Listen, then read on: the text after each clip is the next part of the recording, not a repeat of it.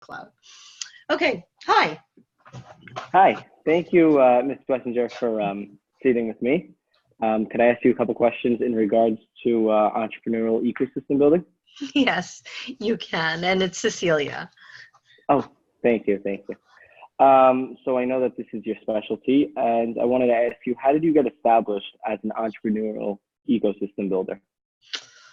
That's an interesting story. So probably pretty long, but I'll give you the shorter version. So I've probably been a community organizer, community builder most of my life, and I didn't really think about it. I just did it. I convene people and and I connect people. It's something that I do naturally, and and I've been surrounded by entrepreneurship most of my life. My mother was an entrepreneur, my grandparents were entrepreneurs, and I didn't think about that very much either.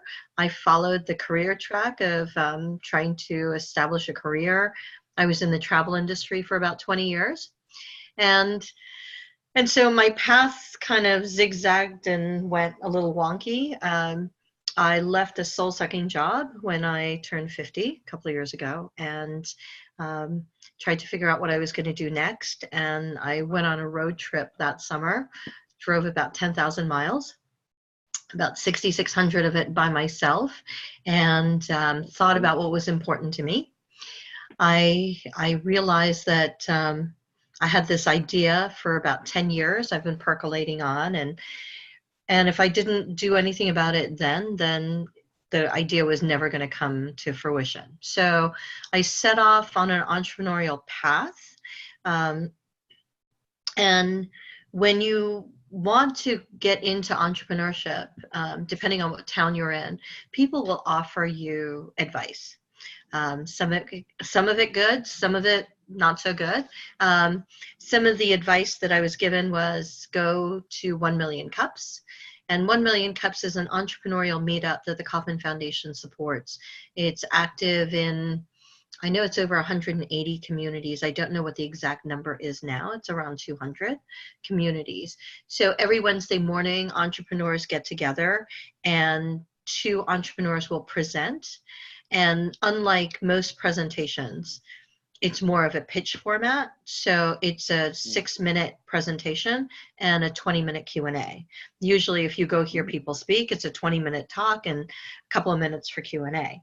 So what you find with that model is that people are learning from the collective wisdom of people in the room, right? Because you're being asked questions about how you monetize and what's your marketing strategy and things that you're going to need to know as an entrepreneur. So it's a very roundabout answer to your question, but it's relevant in that I think most people, when they become entrepreneurs or think about being entrepreneurial, they're not really sure what to do. And there are great organizations and opportunities like 1 Million Cups, where you could just sit around and be an observer and get infused into the community. So lots of people, like I said, offer you advice, and they would say, oh, go meet this person and go try this. And I realized the one promise I made to myself when I left corporate America was I was never going to let anyone judge me by how much money I brought them over the course of a month. That's just not my life. So so as I met these people and got involved, I'm one of those people that gets like jumps in with both feet. So when I dove into attending 1 Million Cups after a couple of months, they asked me if I would be on the organizing team. So serial volunteer. I said, sure. And then I quickly became the lead organizer for 1 Million Cups. We had a little bit of a crisis where I was new to the position, probably about a couple of months in, and we had a couple of new people, and everybody else who was there before left for some reason or another. So I had no clue what to do, and I was lead organizer by default. So I reached out to the 1 Million Cups team at the Kauffman Foundation, and Jordan Marcello, who was the then organizing program manager for 1 Million Cups, realized that I was freaking out a little bit. I had 2 other people. We had no clue what to do. And so she actually jumped in her car and drove 4 hours down to Tulsa and gave us some love and gave us a pep talk. And I spent the rest of the morning kind of connecting with her. We walked around Tulsa, talked, and bonded. So a couple months later, as my venture was building, I'd won some startup competitions, and I was working on a food concept, actually with a team of people that I grew up with in New York. So being from the city, all of my team is in New York, and it's really hard to try to get things off the ground when your team is not physically with you. And my food mentor actually one day tapped me on the shoulder and she said, I don't want to squish your dream, but I realized that I feel like I was brought into your life for a reason. Then I think I was brought into your life to be a warning, like this is not for you, or at least not for you right now. In order to start your business, you're going to need to be a cook. And I know that you have this great idea, and I'm fully supportive of your vision, and you want to create this replicatable, expansive concept, but you need to be a cook right now, and you're not a cook. So there's a difference between can cook and being, she said, I cook 6 days a week. On the 7th day, I plan my menu. I'm a cook, and I've been doing this for 35 years, and this is not you. You have other skills. You like to connect people. You're great at marketing, sales, all of those things, but I think your skills are best used elsewhere. So that was a little defeating. People like that in your life, you absolutely want to cherish because they tell you the hard things when people just want to be nice to you. So it was a bit of a relief, actually, because I was exhausted and spinning my wheels. So right around that time, I got an invitation from the Kauffman Foundation to go to their inaugural eShip Summit. And I didn't know what the heck an eShip was, and so I thought it was kind of spamish because they send a lot of newsletters, and so I was like, oh, whatever. And then they're pretty persistent people, and so I got invited, and they're like, no, we really want you to go. We want to celebrate ecosystem builders, and I'm like, what the heck is an ecosystem builder, right? So I figured, I don't know what I want to do, and this thing isn't going. So I attended this inaugural eShip Summit. And, when a multi-billion-dollar foundation taps you on the shoulder and says you're an ecosystem builder, you tend to pay attention. So I went and I walked into a room, 450 people. It was 48 states, 10 countries, like 47% women, 29% people of color. It was the most amazing room. And I didn't quite get it, but I knew that it was exciting and something I wanted to be involved in. Like, when you walk into a room and you find your people, you're surrounded by people you understand and they know you. Yeah. And they geek out about the same things, and they talk in a different way. It was one of those things. So I found out what an ecosystem builder is, and I realized I kind of was one. And I asked myself and people whose opinions I cared about a couple of questions when I was making this transition. And are you familiar with the term ikigai? It's a Ikigai. It's a Japanese concept about finding your purpose. So unlike, there's a Western thought behind, finding what you're passionate about and living your dream and what you're good at. Ken Robinson just wrote a book called The Element about that. I think the Japanese concept is rooted a little bit more in reality, because unfortunately not everyone just has skills and follows their dreams and becomes an Olympic athlete or a mogul, right? So it's the cross section of what you're good at, what the world needs, what people will pay you for, and what you're passionate about. So in the intersection, I can send you a graphic. In the intersection of all of that is your ikigai. Wow, So that's very, that's a great way to look at it, and the aspects of getting to the end goal is right. is specific. Wow. It's, All right. yeah. So I asked a lot of people, like, when do I come alive? When am I most excited? And what am I really good at, like superhero good at? And what keeps me up at night? All of that together becomes what is now my ikigai, which is to connect people and get them better engaged so they have a sense of belonging. So that's an that's quite the origin story, and it's definitely one that it's a you long one. picked up Sorry. so much.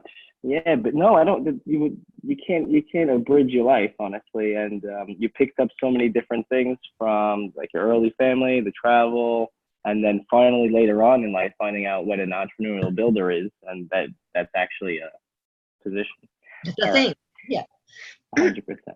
When analyzing a new, what are the main points of focus when analyzing a new entrepreneurial ecosystem? What are you looking for? What stands out first? What makes you tick? So, so let me give you a little bit more of an idea of the scope of my work, right? So as an entrepreneurial ecosystem builder, I've become a consultant with the Kauffman Foundation, and so after a couple of years of doing this Discover, Design, Deliver thing that the Kauffman Foundation did around their e-ship efforts, they realized that they needed people to help support this initiative. And the initiative of the Kauffman Foundation currently under ecosystem building is to create a professional field, because there are very few people like me who are actually paid to be ecosystem builders. Most people have other gigs, and being an ecosystem builder is like a side project. So you may run an incubator and be an ecosystem builder, or like Shane is a professor and an ecosystem builder. So you get paid to do something else, and this ecosystem building is stuff on the side. So when the foundation about a year ago brought two of us on, we are the scaffolding, because grassroots efforts are great, but without some kind of structure, without support, it's kind of all over. And then top-down efforts we know don't work, and they don't work for certain demographics. So we're the squishy thing in the middle. And what we do is we help support the community in creating this field called ecosystem building. So the goal is to create a professional field. Like 10 years ago, there wasn't a job as a project manager. And now project managers have certification, training, accreditation. There's a course you can take in school. There are job descriptions. So we want to do the same thing with ecosystem building. So my role isn't really to indicate the levels of ecosystems or to map any of that. There's a couple of great organizations that do that. My role in the community, at least right now with the Kauffman Foundation, is that we're the scaffolding. So I work with the entrepreneurial ecosystem building practitioners, so individuals who are trying to figure this thing out, coalesce their community, bring people together, and to move the goals forward. So think about e-ship goals as UN sustainable goals. And like UN sustainable goals, you've got 17 goals or the world will implode.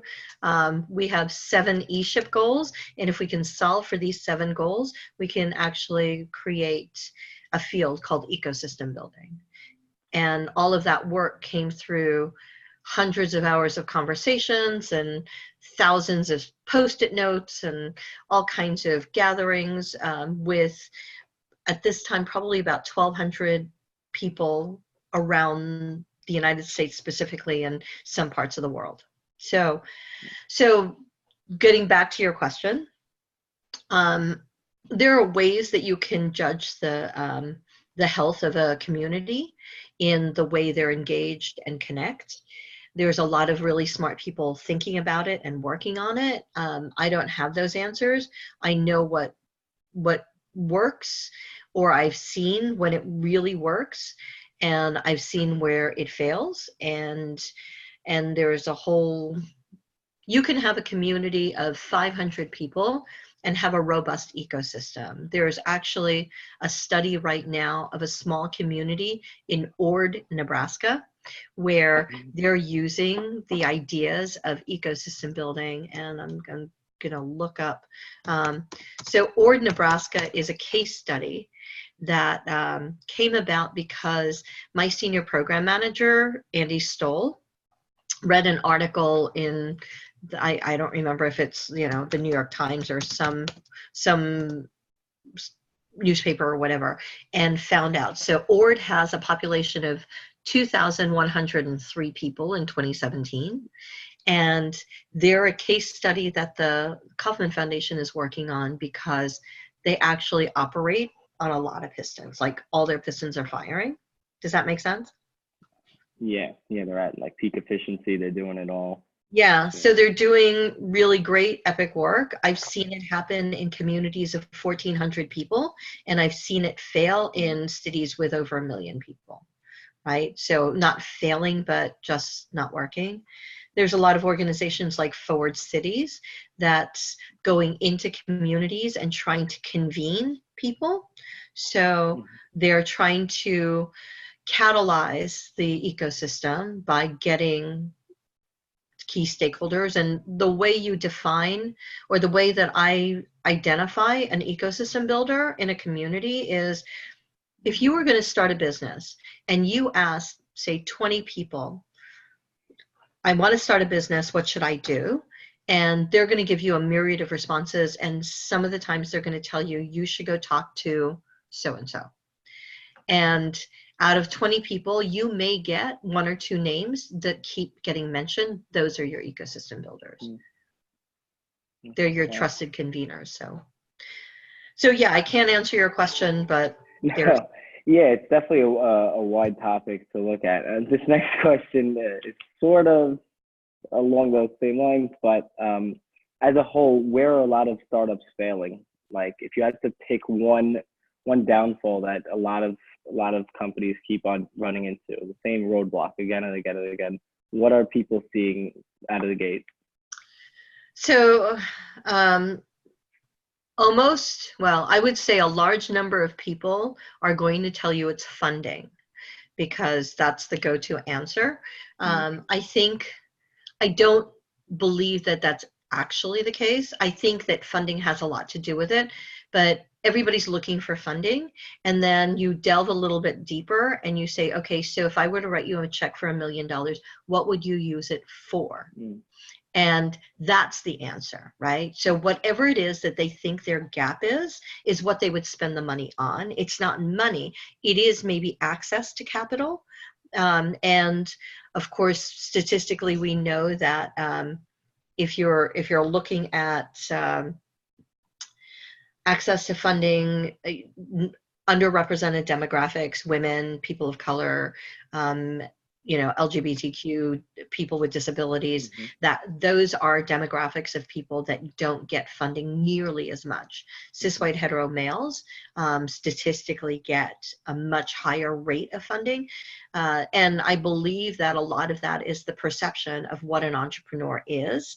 So young white dudes are 100%. your, when you think of an entrepreneur, you think about Elon Musk, Bill Gates, Steve Jobs, Mark Zuckerberg, right? So you don't have as many role models front and center, and that becomes the paradigm that we have to shift is the lens in which you see ecosystem builders or entrepreneurs.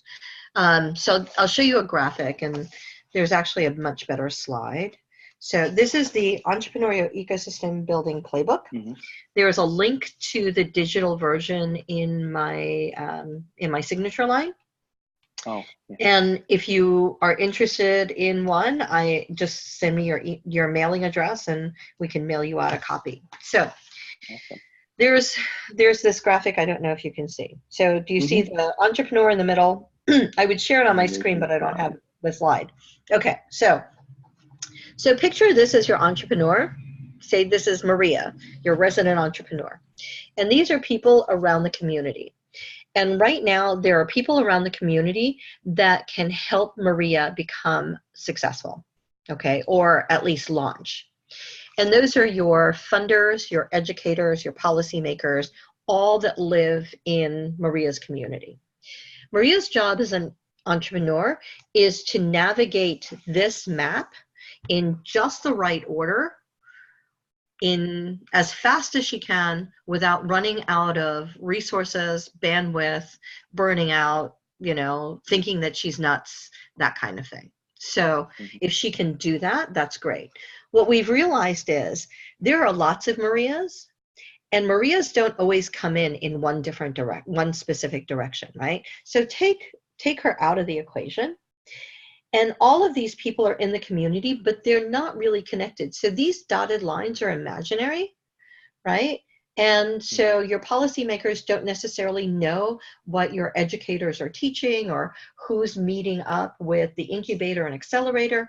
So what we're trying to do in ecosystem building with the eShip goals and the community around that is we're trying to create this connective tissue, so that if Maria comes in this way, that she would still be able to navigate. And she comes in this way, it would still be, because all of these people are connected, they're engaged, that's what a robust entrepreneurial ecosystem looks like, is that you just drop somebody in and they'll be able to navigate, because it's a very unique path. So all these other people that are doing things in their own custom and bespoke ways in their specific roles don't know what other people are doing. So we talk about operating in silos, right? Silos are the big dreaded thing for ecosystems or entrepreneurs. The problem in my mind is not the silo, because the silo is where you laser focus and get things done. The problem is the communication between the silos. So if we're able to connect them and permeate them, then things free flow and it's much easier. Does that make sense? When you're able to get better communication throughout the system. Yeah, so communication, engagement, there's conversation, there's all kinds of things. All right. That's really interesting. I didn't realize that as a whole, you guys look at the entire network and use it as another resource, not just other people in different industries that could help you out, but more as a network as a whole, which is very beneficial. So there are two thoughts that come into mind about that. So if we think about it as a network, then we can engage more entrepreneurs in mass, right? If you think about it as a one-time thing, then it only works for that one entrepreneur.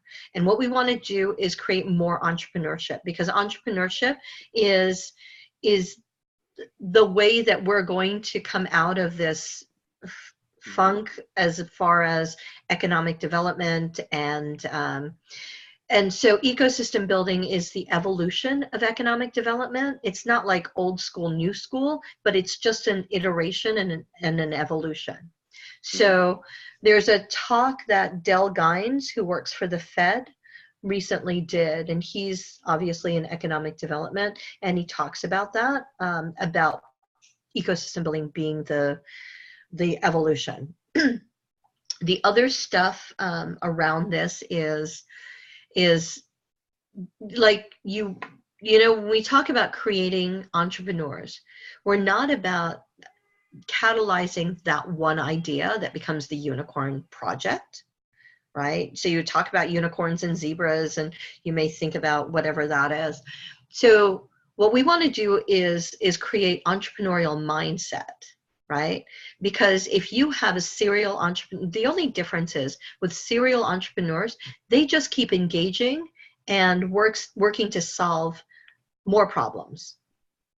As an entrepreneur, at the end of the day, is a problem solver. So whether or not you launch a company or become part of corporate or whatever, it's the fact that you're creating this entrepreneurial mindset where you're a problem solver. So if we create better problem solvers, we will have more resources in addressing the problems. The problems aren't going to go away. When you talk about unicorns as a company, so like Jeff Bezos came up with this idea, Amazon, right? And Amazon is all well and good, and communities across the country pledged millions and millions of dollars to try to get this one company to come. The reality is companies like Amazon are net zero when it comes to job creation, which is also an economic development indicator. When you think about a company like Amazon coming to your community and creating 10,000 jobs, they're actually displacing about that many.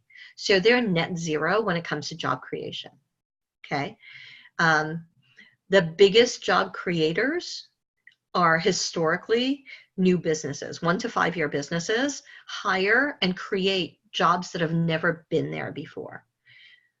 And job creation is also a little archaic in a gig economy because we are looking at the idea that Uber can come in and create 1,000 Uber jobs. But you and I both know that Uber is a lot of people's side gig, and your side hustle isn't a job in that traditional idea of a job. So long way back to what we first talked about is the idea that if we create entrepreneurial mindset, we create problem solvers. And if we connect ecosystems, we help entrepreneurs, not just the one connected entrepreneur that becomes successful. Does that make sense? Very good thing. Yeah, 100%. You're helping the collective rather than just guiding one individual to be a successful company. You're bettering the entire network to help everybody in the long run. Yes. As a quick one, can an ecosystem be quote unquote groomed in order to better fit a specific entrepreneurial entity that's trying to develop, or are consumers and ecosystems very set in their ways? Is it very set in stone, or could you affect the ecosystem to better receive something that's going to be developed? So let me just clarify. So you're asking whether or not you can structure an ecosystem specifically for a demographic, a sector, or an entrepreneur? Either that, or could you affect the demographic to better receive whatever you're trying to help out with the in terms of the entrepreneur side? So ecosystems exist anyway, right? It's like life. It just exists. Communities. They naturally right? They naturally exist. So the idea is when we talk about connective tissue, like we are and form connective tissue so that it's not a hub and spoke thing. So it's not like centered around a project and individual. It should not be. It's a complex system. So when you think about ecosystems in nature, they're all complex systems. And so the thing about trying to get it to catalyze is that the hope is that you get all the components kind of operating and energized and connecting. So there are organizations. I mentioned Forward Cities. That's basically their project. Their focus when they were CEOs for Change was about creating more inclusive ecosystems where mixed demographics and socioeconomic factors and other parts of the community. So they're they're actually doing a project with the Kauffman Foundation. There are several cities that are involved. Baltimore, there's Long Beach, because Long Beach lives in the shadows of Los Angeles. You've got Kansas City, that's where the Kauffman Foundation is based, and and the Albuquerque corridor. So the Albuquerque corridor is from Santa Fe, where your arts community is, to Las Cruces, where your university sits, and Albuquerque in the middle. In between all of those is really basically desert. So they're engaging that whole corridor as an area. And they're going in and finding key stakeholders, the conveners, the trusted conveners, the people in different communities to come together so that they start connecting, engaging, getting to know each other, you know, in order to do that. So can they become more robust? Obviously, Forward Cities and the Kauffman Foundation believe that there's a way to get that going. And it's more about connecting nodes as opposed to this core hub and spoke model. 100%. All right. So that wasn't a sort of short question. No, I don't have short answers. I'm sorry. Listen, it's good. You're giving me good material, so I couldn't care less. I'm really excited about this. It's complex. It's messy. But it wouldn't be fair to only give you 2 words, you know? So, yeah, it is. It's a whole system, like you're saying. I'm looking at it like it's a spider web, and at the end of it, you really want to get stuck in it, and you really do want to look around and see who's around you, who could help you, and what's going on with it. So it's definitely an insight. So Victor Huang, who's the current vice president of entrepreneurship for the Kauffman Foundation, wrote a book called The Rainforest, and he talks about that. And I'll send you the TED Talk that he did about the rainforest. That sounds very nice. Yeah. All right. So 3 more questions. 2 of them go together. Just okay. How do you personally view success? And then the follow-up would be, how would you personally view failures? I know that everybody has a different way of explaining it, so I'm interested to hear what you would have to say on it. Okay, so success for me personally is more engagement, better belonging, and more community, right? Like basically the things around my ikigai, it's working towards connecting, engaging, and belonging. So those are the 3 words I focus on, and then the actions around that. So that's success to me, when people feel like they belong, they're engaged, and they're part of a community, so connected. As far as this role goes, we've realized that there are certain things that we can infuse into community. So I can share this graphic that we created. So on my screen, you'll see this, wow. It was a triangle, kind of like Maslow, and but it seemed wrong because it's not like that's the pinnacle, right? So Maslow as a peak didn't seem right, because collaboration is bigger than all of us. So what we do in our roles around the ecosystem, so the eShip team, myself, my colleague Christine, Andy, and Lauren, who work for the foundation, we foster relationships and community and create a sense of belonging. So that's about the social media channels, the monthly meetup calls, the engagement with the community. That's what we're working on. When that happens, then we can elevate the communication and the visibility. So people aren't not being transparent. They're actually not knowing what you need to know. So this is more communication and visibility. If we can create more communication and visibility because of those relationships, then it's easier to coordinate and align. We want to get to collaboration, but we realize that our role is really around these 3 down at the bottom, because that's what we can really work on. We cannot create mass collaboration, because if we were to do that, it becomes the entrepreneurial ecosystem of the Kauffman Foundation, and that's not the goal. So when you're asking about what success means that there's better relationships, community, and a greater sense of belonging across the field, across the country, across the world. And we're communicating and sharing visibility so that we're coordinating and aligning, and then other things will come out of it. So if we get to some projects along the way, that's great.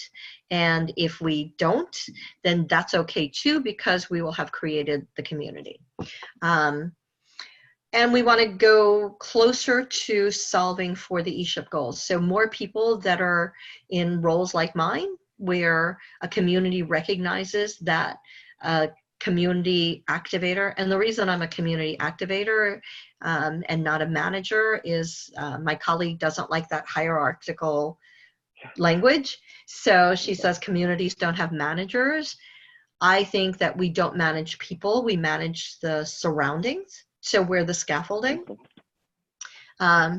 There are cities like York, Pennsylvania, who have actually hired somebody to be an ecosystem builder.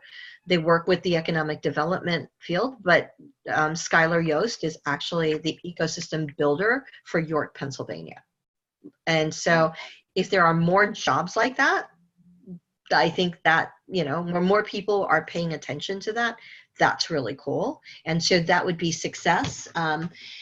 In the eyes of the foundation, and you would have to ask somebody who actually works at the foundation what that level of engagement is, but those are what my deliverables are as a consultant for the foundation, is to foster the community. So the win job-wise is that we're keeping that going, right? Until it kind of, so Victor said something about each one of us is pushing the flywheel. And so the flywheel starts to move just a little bit more, and each one of us keep pushing the flywheel until it starts picking up momentum, and then it can spin by itself. So the goal is that it actually spins by itself. So that would be success, right? Failure. Well, we're in entrepreneurship, so there is no failure. There is merely pivoting, or failure in the idea that you're done. So done is not the goal, and that's when we all lose, because people drop out and things don't happen. The process of doing this is an ongoing thing. So I think it's interesting because we don't talk about, we have to not think about failure as the end, right? We talk about failure as an opportunity to change, and change always happens at the end of your comfort zone. So if you don't push towards that, it's just not going to happen. So yeah, so failure in the conventional sense is not something that I think of as an entrepreneurial ecosystem builder. It's now, what do we do differently because that didn't work? Not the end of failure is not the end of the road. No, it should never be. Unfortunately, we grade to that. So you're in school, and it's hard to come up with, how do you grade on failure? So if a person launches an entrepreneurial venture, the idea is, okay, so the fact that opening up a business is only part of the process, right? So if you launch a company, that means that you've gotten to the next level. If you don't launch, whatever you've learned, that part is the growth, so that you can use your ideas to better influence what you do next. The fact that you didn't launch a company doesn't mean you failed. That means that you didn't get to that, and so you're going to pivot and do something else. All right, that's it's an inspirational way to look at it, and it's a way that keeps you going. Mm-hmm. It has to. Especially in this industry where you're definitely going up against things like a lot of times by yourself or in a new sector, and it's not like you have a whole. Well, now because of you guys, there's a support staff, but it's not like you're working for a large corporate company that's going to give you all that you need or all All right, this is very good. My final question is, how might mindfulness affect entrepreneurial work? People are looking at that in terms of mental, not mental health, but mental outlook and how you process and how you take on your surrounding environment, and then how do you then absorb it, chew it all down, and then palate it. I don't know a better way to say it. So mindfulness goes along with several different things, right? So mindfulness has to do with being open and expanding your perceptions to think in different ways. I think mindfulness is also being open to change. So all of those things go along with mindfulness. You can't be mindful and not have all of those different parts. So it's intertwined and interdependent. People are mindful. When people are mindful, they take a breath and don't feel like maybe they have all the answers. And I can tell you from working from this amazing foundation that I have the honor and privilege to be associated with, that people at the Kauffman Foundation don't have all the answers. This draft of a playbook is exactly the third draft, and it says draft right there, because we're not done, right? It's not the source. And Andy has a saying, and now it's on a shirt. It says everything's a draft. So that's what we look at, is the fact that everything's a draft. And so you're continuously iterating and thinking about it. I believe that when you're mindful, you're open to that as a process. It's really hard for people to quantify because they want to solve the thing, right? And so they and industrial age models, they focus on outputs, productivity, bottom line, profits. Those are like tangible things. Ecosystem building, unfortunately for those people, is a process. So how we do things is as important, maybe even more important than what we do. Like teaching entrepreneurial mindset, it's how we learn and not the thing that you do. So, because the thing that you do, that company, Amazon, that's like the one nugget. What do you do with that, right? And do you do something else? And does it continue to grow? And if it doesn't continue to grow, then it fails. So look at Eastman Kodak, right? Company in Rochester that came along with amazing things that have influenced our world. Like our world has changed because of the work of Kodak. Kodak didn't evolve. They felt like they had all the answers and the things. And you know that from my understanding, the person who came up with digital photography was an employee at Kodak.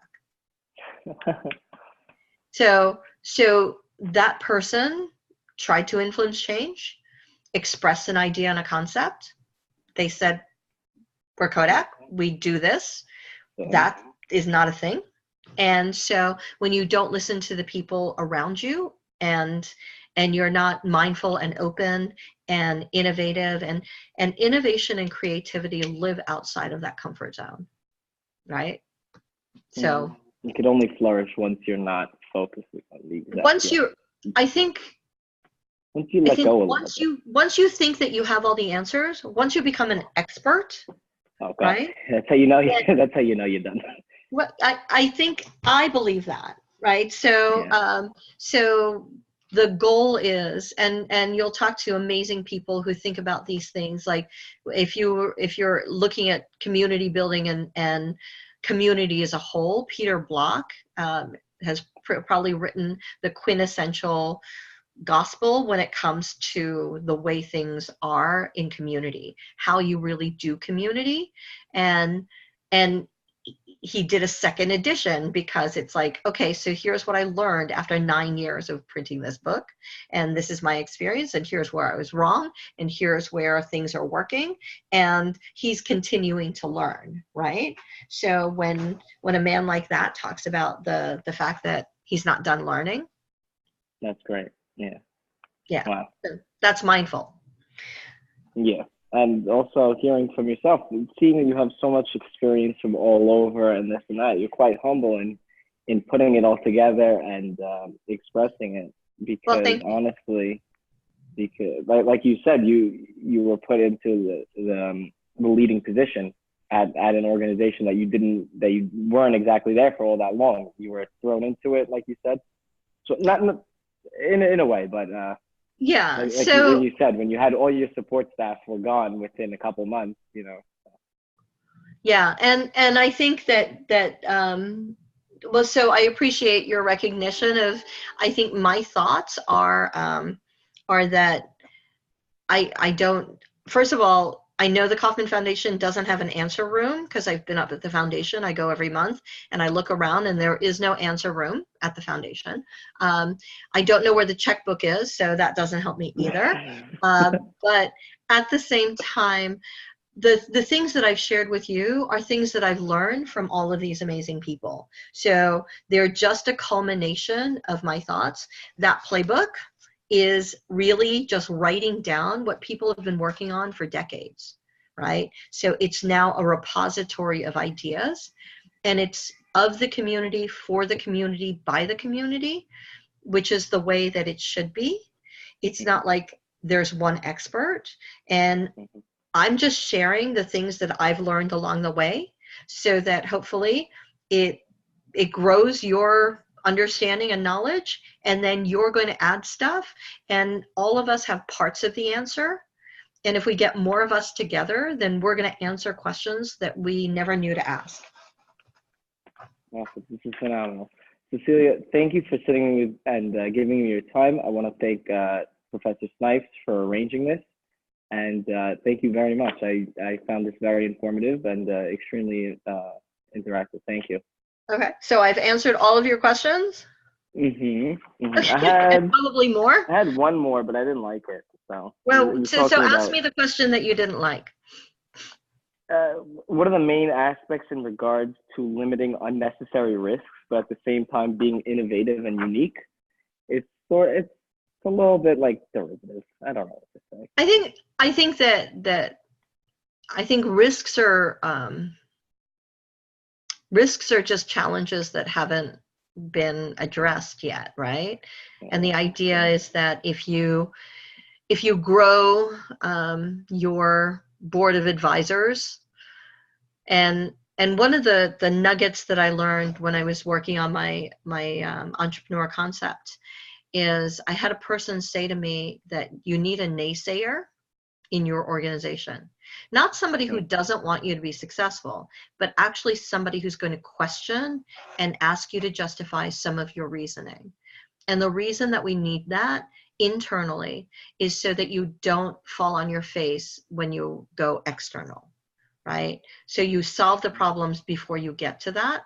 And so mitigating risk is really about having the person who's sometimes really annoying and says, well, why do you think that? So it's like having your pocket sixth grader that, that pulls out and goes, okay, so why do you think that? And somebody who, they don't even really have to understand your business. They need to want you to be successful. So they, like I can't get my ex-husband as my naysayer, right? That would just drive all of us crazy. But the idea of somebody who asks you, okay, so why do you think that's a good plan? Or have you thought about this? And somebody who supports that growth, and that's how you mitigate the risk in order to be successful. And you should have somebody who's just going to challenge your assumptions, because otherwise it's like you get a room full of experts and they're all patting themselves on the back saying, oh, it's the right thing, it's the right call. Right. So, but nobody learns anything from that. and sometimes you need the person. Does that person need to be a little bit of like an outside source looking in, or is the internal just enough?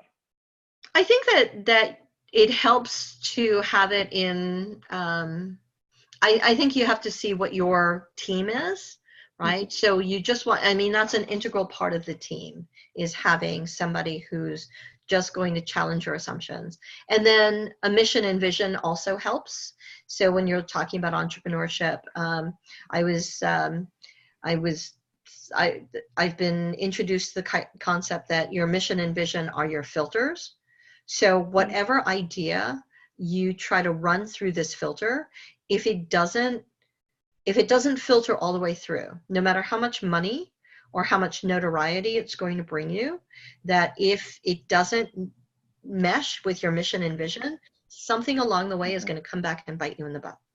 So when that doesn't happen, then you have to revisit the idea, the project, or the mission and vision to see if something's changed. So you've got to stop along the way. And those are your B'ers, your introverts, your people that they're the quiet people that look at the environment and things around them. So those are really important to an ecosystem or community or team. All right. Thank you very much You're for welcome. spending such valuable time with me. And I want to thank you again. Thank you. All right, so lots of information. If you have any follow-up, let me know. If you need I will be anything, feel reaching free out to right reach after. out. Okay. Thank you. So I will talk do. your ear off, and now it's like drinking from a fire hose. So I'm going to process it now. great. I will Thank you send so you this much. recording. Okay. Oh, please. Thank you. Either Okay. Hangouts or email. I'll be on there right now. Okay. Sounds good. Thank Thanks. you so Take care. much. All Thank right. you. Bye-bye. Bye.